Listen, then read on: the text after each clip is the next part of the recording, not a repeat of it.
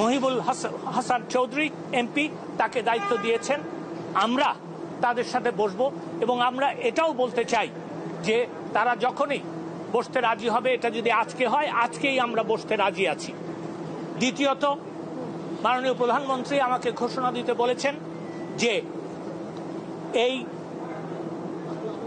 আগামী 7ই অগস্ট 2024 সালে যে মামলাটা শুনানির কথা ছিল, সেই মামলাটা শুনানিটা এগিয়ে আনার জন্য ব্যবস্থা নিতে আমি সেই মর্মে বাংলাদেশের অ্যাটর্নি জেনারেলকে নির্দেশ দিয়েছি যে আগামী রবিবার তিনি বাংলাদেশের সর্বোচ্চ আদালতে আপিল বিভাগে আবেদন করবেন যাতে মামলাটা শুনানির তারিখ তারা এগিয়ে আনেন।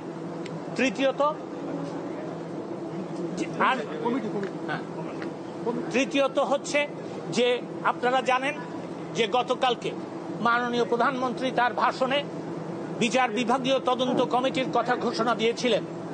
সেই প্রেক্ষিতে আমরা একজন বিজ্ঞ বিচারপতি, হাইকোর্ট বিভাগের বিচারপতি জনাব খন্দকার দিলরুজ্জামানের কে এই কমিটির জুডিশিয়াল বিচার বিভাগীয় তদন্তের দায়িত্ব দেওয়ার জন্য কমিটি তৈরি করেছি।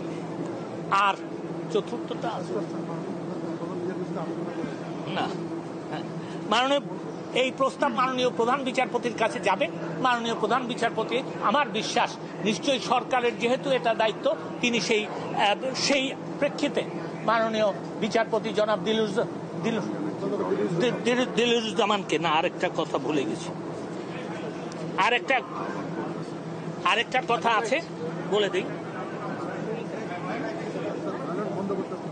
বলবো আমি দাঁড়াও কি লিখছি তো,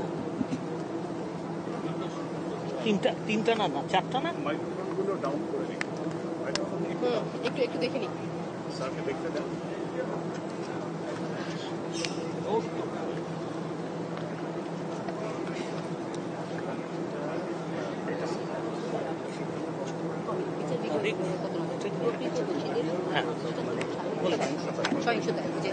আমি এই প্রেক্ষিতে দেখেন আমরা দেখেছি এবং বিশদভাবে আমরা পরীক্ষা নিরীক্ষা পর্যালোচনা সবই করেছি।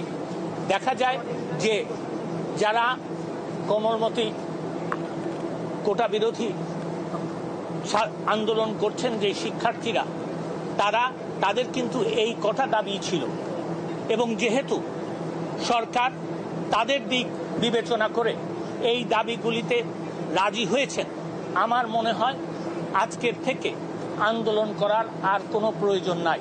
আমি সেই কারণে তাদেরকে আহ্বান জানাচ্ছি, অনুরোধ করছি, একজন পিতৃতুল্য নাগরিক হিসাবে আমি তাদেরকে অনুরোধ করছি যে তারা যেন এই সহিংসতা বন্ধ করে এবং এই আন্দোলন প্রত্যাহার বা স্থগিত করে। আমি এইটুকু বলতে চাই। আপনাদের জন্য কোনো প্রশ্ন থাকে আমি নিতে রাজি আছি। আজকে তারা প্রস্তাব দিয়েছে, তারা আলোচনা করতে রাজি আছে। আজকে আমরা রাজি হয়েছি। এটা দেরি কোথায় হলো আপনি আমাকে বলে দেন। সরকার কি আদর্শিকভাবে কোটা সংস্কারের পক্ষে যাচ্ছে কি যাচ্ছে না, আমি পরিষ্কারভাবে একটা কথা বলতে চাই। আমি এর আগেও বলেছি, আমি এখনো বলছি, মামলাটা আদালতে আছে, তাও সর্বোচ্চ আদালতে।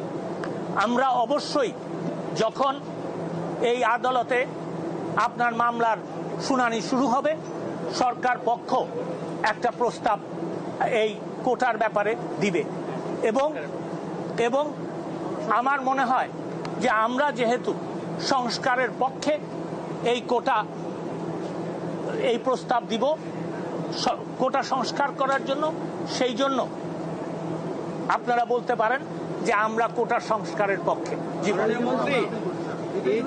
আমরা যতটুকু জানি যে বিচার বিভাগের থেকে সর্বোচ্চ ক্ষমতার অধিকারী নির্বাহী বিভাগ, তো এই দেশের এত এরকম বাজে সিচুয়েশনের আগে নির্বাহী বিভাগ কেন সিদ্ধান্ত নিল না, বা আপনারা? প্রথম কথা, আমি আপনার প্রশ্নের জবাব দিচ্ছি এবং আপনার সাথে দ্বিমত পোষণ করে আমি জবাব দিচ্ছি। প্রথম কথা হচ্ছে যে দেখেন, 2018 সালে মাননীয় প্রধানমন্ত্রীর নির্দেশে কিন্তু কোটা বাতিল করা হয়েছিল। এই বাতিলের যে পরিপত্র ছিল সেটার বিরুদ্ধে মুক্তিযোদ্ধাদের সন্তানেরা হাইকোর্ট বিভাগে গিয়েছিল। কোটা আন্দোলনকারীরা কিন্তু তখন কোনো পক্ষভুক্ত হয় নাই।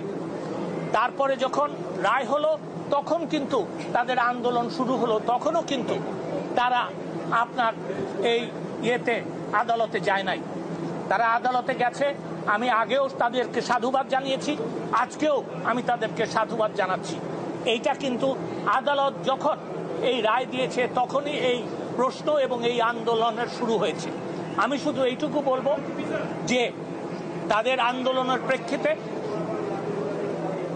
তারা তাদের বক্তব্য বলেছে, আন্দোলন বন্ধ করার জন্য আমরা তাদেরকে অনুরোধ করেছি এবং আদালতে যেতে অনুরোধ করেছি। আদালতে তারা গেছেন, আদালত সিদ্ধান্ত নিলেই আমরা সেটা করতে পারি। বাংলাদেশে আইনের শাসন আছে। আদালতে আপনারা খতিয়ে দেখতে পারেন ইতিহাস, আদালতে যখন কোনো প্রশ্ন ওঠে তখন কিন্তু আদালত যতক্ষণ পর্যন্ত সেটা শেষ না করে ততক্ষণ পর্যন্ত নির্বাহী বিভাগ কোনো এটা নেয় না, সিদ্ধান্ত নেয় না।